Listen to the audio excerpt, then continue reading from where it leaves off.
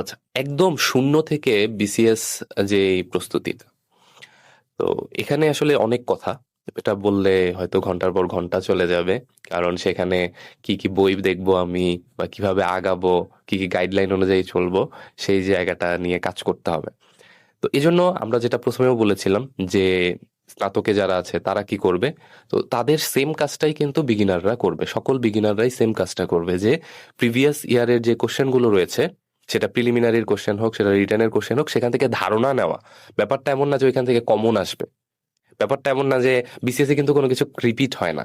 অন্যান্য জবের কথা যদি আমরা বলি, অন্যান্য 9 গ্রেডের জব, 10 গ্রেডের জব বা 13 গ্রেডের জব, যেই জবগুলোই আছে, সেই জায়গাগুলোতে দেখা যায় যে প্রিভিয়াস অনেক কিছু আসে, জব সলিউশন মুখস্থ করে গেলে অনেক কিছু কমন পাওয়া যায়।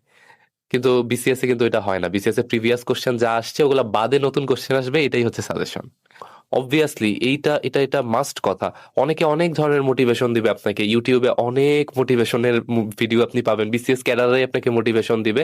তবে এটার চাইতে বড় মোটিভেশন আর কিছু হয় না, যেই কথাটা আমি এখন বলতে যাচ্ছি। টেবিলে বসে, খাটে শুয়ে না, কিংবা কোথাও হেলান দিয়ে না, টেবিলে বই রেখে চেয়ারে বসে 8 থেকে 10 ঘন্টা স্ট্রিক্টলি পড়তে হবে, আপনি যদি বিগিনার লেভেলে হন। প্রথমত সাজানো, যে আমার উইকনেস এই এই জায়গাগুলো আছে, এই এই জায়গাগুলো নিয়ে আমি ফার্স্টে কাজ করব। তো কিভাবে কাজ করব, আমার অনেক বেশি পড়তে হবে, সেই পড়ার টাইমিংটা হবে 8-9 ঘন্টা, এরকম 3টা স্লটে বিভক্ত।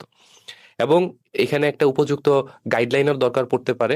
অনেকের গাইডলাইন ছাড়া নিজে নিজেই পড়তে পারেন, কিন্তু অনেকের আবার গাইডলাইন দরকার হয়, সেক্ষেত্রে আপনি কোনো টিউটর বা যে কোনো প্ল্যাটফর্মের আপনি হেল্পও নিতে পারেন।